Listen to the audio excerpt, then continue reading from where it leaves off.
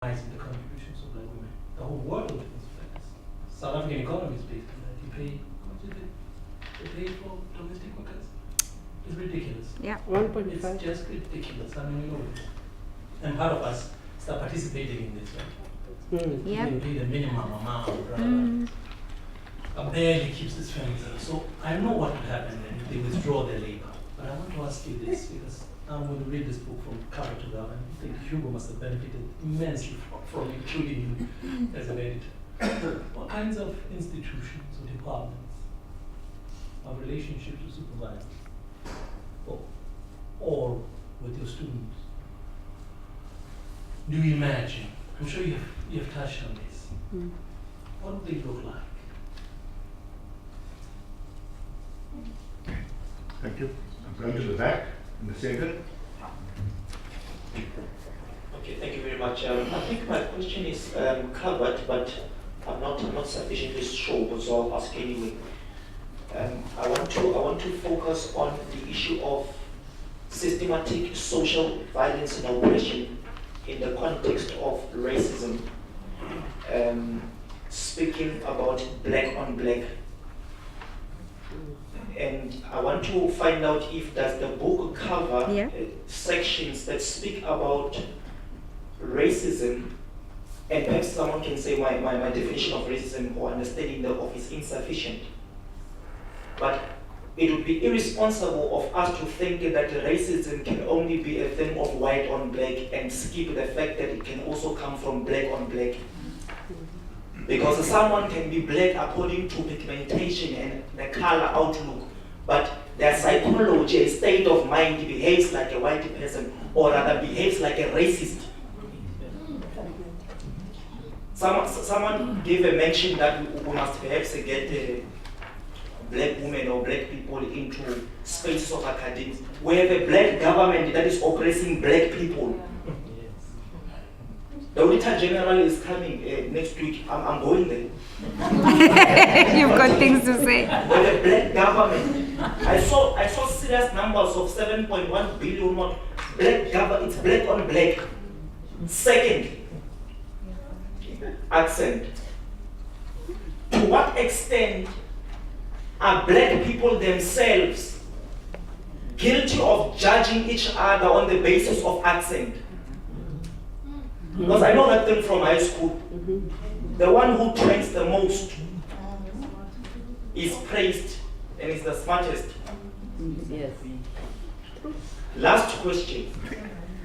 because even this thing of accent came from Woolworths what? Well, It's in the water. It's in the water. Transformation. I normally ask people, how do we fast track transformation in a system or a context where if you make an investigation, you realize that maybe 70% of institutional bureaucracy is occupied at a senior management level. 70% is white. And the contracts are reflective of permanent status. And someone is maybe 48 years old, will come out when he's 65. Permanent. How do we fast track a transformation in that space? Thank you. Thank you. Okay, I'm moving to this side now. Oh no, there's a lot of Okay, questions. go ahead, and then I'll see over there and A lot here. of space. Thank you. My question is very much linked to his question. It's more of, since these are personal narratives, there are many factors. The way the debate is going in the hall, not your presentation, there are many factors. Would you say that the whiteness, the racism, was more of a holdback when you are going upward? You know, if you compare with many other factors that hold women down. Thank you. Go ahead. Hello everyone, my name is Sandile Duma. I'm a graduate here in politics. My question is that there are new trends, the so-called using and so on. And I've never imagined a black woman saying those words referring to a white man. But when I think about those words, I think that they are said to their fathers, brothers, family, and friends, and so on. So my question is, from the panel, what are your thoughts regarding women upliftment and dismantling racial discrimination in these spaces that we've been talking about today regarding the black man's role? Because when I look at the panel today, I feel a sense of hope seeing our mothers as women speaking like this. But as a young person, I'm experiencing a lot of, I don't want to talk much about it because it's going to come from a negative point of view, but let me just leave it there as a question. Okay, thank you. Go ahead. Thank you very much. My name is Rose Boswell, and I'm the Dean of Faculty of Arts. I have a comment and a question. I think the first one is about theorizing from one's own embodied experience. And I think that it's not just acceptable, it's actually necessary in the context of the social sciences in particular and of education in general in South Africa. I think if we look at it, we see that the visual has been prioritized, the gaze, as it were, the written, the cognitive has been prioritized. And if we look at how people experience life, you know, in Africa, beyond South Africa, and I think also to a large extent also in South Africa, we have very embodied experiences of our existence, whether it's through music or dance or poetry or speaking, and yet our curricula doesn't reflect that. It's all written, it's all cognitive, and I think a major part of the transformation that we need has to appear in a curricula that reflects our embodied experience. Then I wanted to talk about, or to ask a question about the challenges that we face from within as leaders. It's really tough as a black woman leader in an institution that wants to transform, says it is transforming, but in fact that journey is a very twisted and difficult journey. So I want to ask you, I mean, some of you have been HODs, you are associate professors, you are leaders in your own right, and I want to ask whether in your experiences, you've talked a little bit about marginalization, the questioning of your qualifications and your abilities, and the distancing that has caused particular pathologies for yourselves, and how that in a sense has, in some cases, threatened to derail your career. I wanted to ask, you know, whether in the current academic context, there are also forces that compel people to become conservatives of a different kind. That's my question.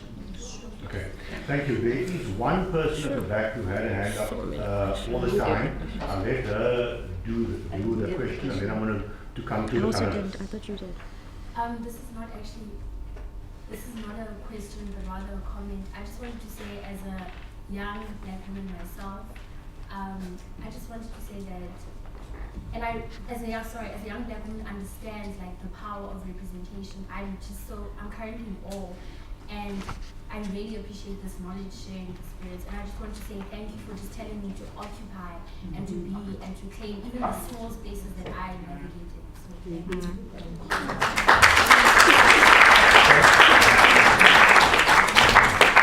Okay, we have an announcement, and then we'll come to the panel. Quick announcement, ladies and gentlemen. The delegates for the winter school, the structure will be outside at 10:15. So you can see we are now running. Alan, I didn't get Boswell's question. I think. Sorry? Boswell's question, I didn't get it. The question at the end. Something about are there forces? No, I didn't. I didn't get the last bit of it. She said, are there forces that compel people to be? Leave her to talk. The question at the end was, in our changing environment, whether as black women leaders, we're not also facing forces that are compelling us to become conservatives of a different kind. Okay. Yeah. Okay.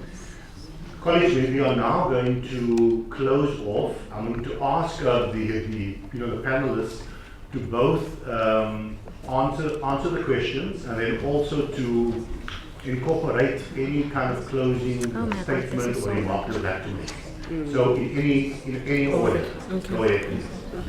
So the first question that I would like to address is the one around the work that has been done, like Magubani, hearing our voices, and we are now talking about this. So for me, the important thing is, after writing a book like this, we have to open a dialogue, and we have to disrupt, and we need to go to different spaces and open this dialogue. And in small ways, I'm doing that in my own faculty. So that different departments must have a strategy on how they can we can talk about these issues openly, and use the work of Singleton around, courageous conversations that we have as Black people to tell our truth, and we have to allow people to experience discomfort, and sit with that discomfort, and realize that in engaging in this dialogue, we are not going to close this dialogue, because in the broader society, it's not closed. It has to be an ongoing dialogue. So we have to occupy and advance. And for me, that's the strategy. And so in the curriculum that we teach, the question that I always ask myself when I teach, whether it's human rights, whether it's critical social work, is that can our students see themselves in the theories that we teach? And I am intentional in what I include. For instance, in one of my human rights course, when I look at the history of human rights violation, I'm intentional about talking about the Haitian Revolution, talking about when I incorporate international human rights instruments, including the Freedom Charter, and talk about what the Freedom Charter was about. In students doing excursion, I take them to the Constitution Hill, the women's prison, and the Apartheid Museum, so that this is in their face, and that they sit with their discomfort, and they realize that when we engage in this dialogue, it is about not stories, but it is about the lived experience. And the reality is, as a Black woman in the academy, care work is what you do. Yep. I cannot count the number of hours that I sit doing care work with students. And when I apply for promotion or I cannot include the hours that I have spent doing care work and containing students in their different challenge and lived experience. And on the issue of accent, we have to accept the fact that English has such a prestigious status in our society. And we still link it to knowledge, that when you speak, in a particular way, you are more knowledgeable. And I think in small ways, we have to challenge students, and we have to, again, do exactly what Edith in that space, in that moment, and disrupt and tell them that it is okay. But I think, again, when you look at the broader society, today we have a population of Black parents in South Africa who are insisting that their children will only speak English, alienating them from their identity, from who they are. And this is a decision that some parents are making. So I think it's again a dialogue that we need to engage with as a society. Let me stop there. Okay, it's quite a lot of questions. I'm going to start with the question about leadership, women leaders.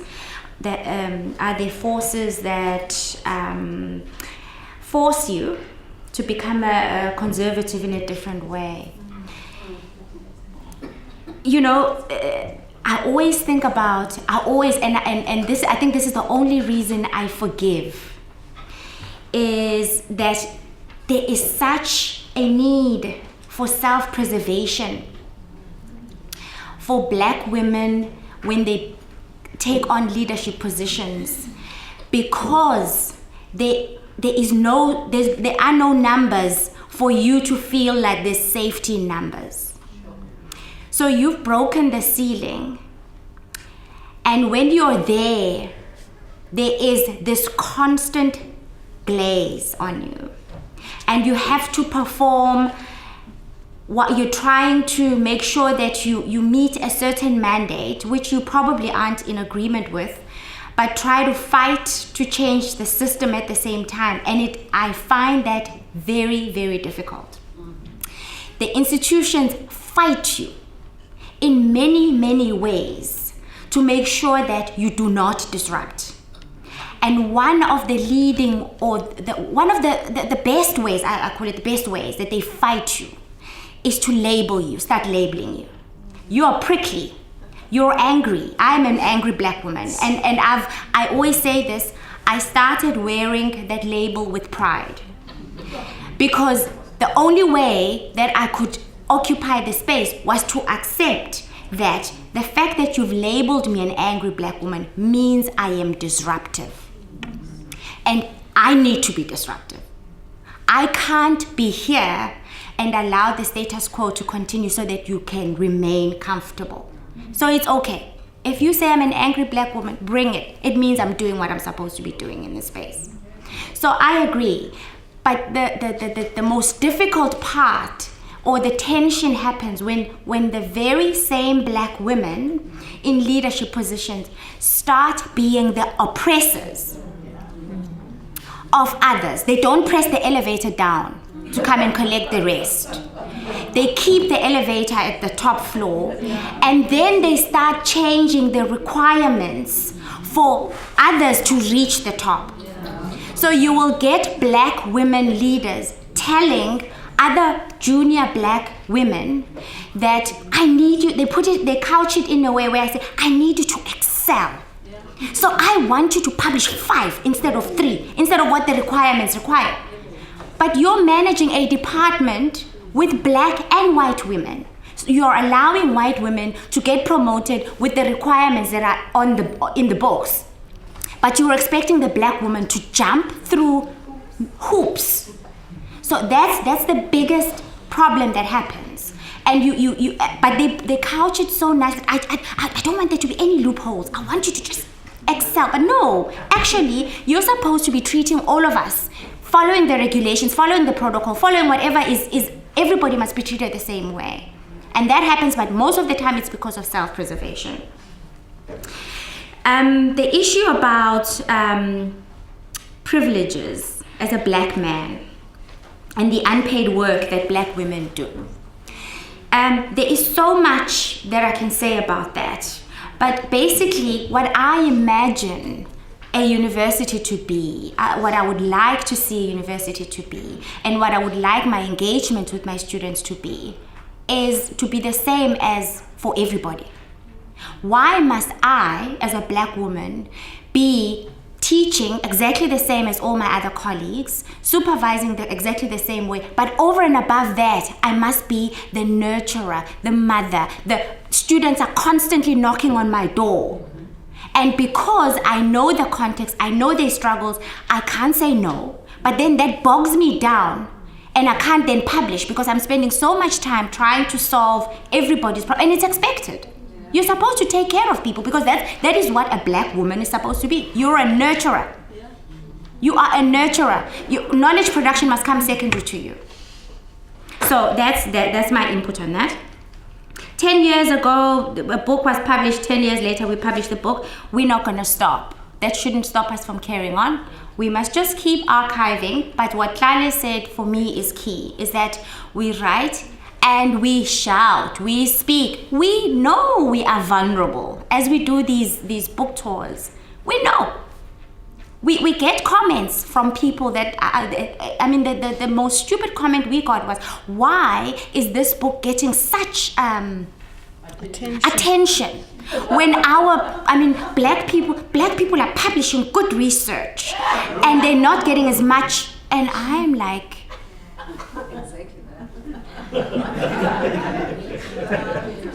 how whiteness reinvents itself. I think I've responded to that. It's the issue of labeling you, silencing you, putting so much pressure on you to every time you try to raise your head, they squash it down. That's how it reinvents itself. And also, it's exhausting. You then become, you realize, actually, for me to just get to the next promotion, let me put my head down and do what needs to be done, and and then you don't sleep at night because you have betrayed yourself. You have betrayed yourself. That's the biggest thing for me. That's why Okay, so angry black woman is how I've been handled, so that I become a palatable black, and I must be a humble black. That's another word that is used to keep us down. I like so and so, they're very humble. No, that actually means so and so does not question, does not confront, does not. Okay, about the historically black universities. What must historically black universities do? You know, this question, when we were doing dialogues and also when we sent out a call for book chapters, we didn't restrict it to the previously white universities. It was open, hey? When we went to Poch, we had, the university that has two campuses, the black campus and the Northwest. We only had contributions from the white campus, because there is this notion that continues that racism is a marker of exclusion and inclusion in these universities, more so than in the previously black universities, which is not true. You get racism issues, inclusion, exclusion issues in previously black universities. Those universities are just like all the other universities. They're universities in Africa. They're not African universities. The question about students, the students' voice. The students don't see themselves in curriculum. The fact that being black it shouldn't be seen as a sin, and that black shouldn't equal inferior, and black shouldn't equal, unfortunately, the students' experiences is mirrored in the academics' experiences. When you increase the number of intake of black students, there is this belief that the quality of the students in the lecture theatre has decreased. We get the same as academics. If more black people are employed, this department is going to the dogs. It's the same. It's the same. It's just at a different level. So the only thing that needs to happen is for us to address those issues. Address curriculum change. Transform the curriculum. Make sure that the curriculum is reflective of the context, is reflective of the demographic profile of the country. In fact, I always use this as an example. In global health, there's evidence that health programs that are conceived and implemented with careful cognizance and inclusion of language and culture of the people that are served yield more positive outcomes than those that exclude certain people. And we know how many health programs fail in this country. We know this. But that is because they're not conceived with the context in mind. I'm talking about culture, language. They're not conceived, they're not even implemented in those in those things. Our language policy says every patient that walks into a hospital must receive treatment in the language of their choice. Do we get that? How are we going to get that when about 80% of the public health care professionals speak a language other than an African language? So those are issues that we have to grapple with, and they are uncomfortable, but they have to be grappled with. I'm just going to make one last comment. They said closure. Comment about closing. For me, the comment about closing is I always go back to what Audre Lorde says about, I love it. Silence, your silence will not protect you. Your silence will not protect you. We have had people that keep quiet and they say, oh, I'll never, and whatever. And when it hits, and it will hit. It will hit. Thank you, Katja. I think the two of you have addressed the question. And then as I look at them, they are really intertwined. And I want to address the student who asked, how do you keep being determined? It's a very important question that you asked.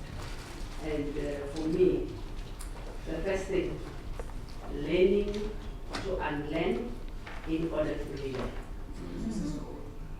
It's a painful process. I stand here as a product of the westernized university. I carry Western epistemology in my body, in my mind, in everything I do. To undress myself from this is a very difficult process. It's ongoing. I have not arrived where I want to be. I have not yet even arrived. So this is when you realize that, like the teacher just said, there are universities in Africa, not African universities, of course. I think, let me try maybe Gabala's question around Black University and what we do to colonize, because the westernized university as a global power structure, it had to expand beyond Europe and America for a specific reason. That's why that Limpopo that you see, it has nothing to do with being African. There might be as many Africans, but the knowledge foundations that we're going to get in Limpopo is of this spreading of this gospel to everyone. And this is why we get what the gentleman there was asking. I didn't get your name. But what he was asking on black that we see around these universities and all of these things. And it's simply because these things, I mean, as I say, I carry this Western epistemology. Every day I'm trying to learn, to relearn, and unlearn certain things that I've learned over time. And that's why we keep on reproducing this system, even if we can stand there as brown and black faces. And I think, for me, this is a very big problem. For me, it's a very, and we do this, even Paswana, I think she left, but what she's asking, she said whether this process compel us to be conservative. It's because in this space it's very difficult. There's this ritual of I call it ritual of validation. Because it seems like when you're not doing things that the system has put in place and you're doing things differently, you are becoming a problem. So that's why you see people, after carrying this Western epistemology, they want to imbibe things that they have learned, that the system have taught them, and therefore they want to unleash to other black people as well. Yeah. So that's why I say color is no longer the problem. The problem is in the mind. It's no longer color. Is, even, I mean, it might sound like we are talking because we are from historical universities, but we see it's a problem. It's in the mind. It's in the mind, and it comes through the type of knowledge systems that you are participating in. And therefore, but there is a bigger problem as well. And the bigger problem for me, one is, how do I put it? It's actually denying people of color their humanity as well. So this is what makes those universities different from us. But in terms of prejudice and these other things, they happen across all the board. But when we come to white spaces, the historically white institutions, this is where we are going to meet the denial of your humanity. It's completely different. Yeah. Even that's why the student was saying, I can relate. Because your humanity is recognized. It's very important Yeah. for your humanity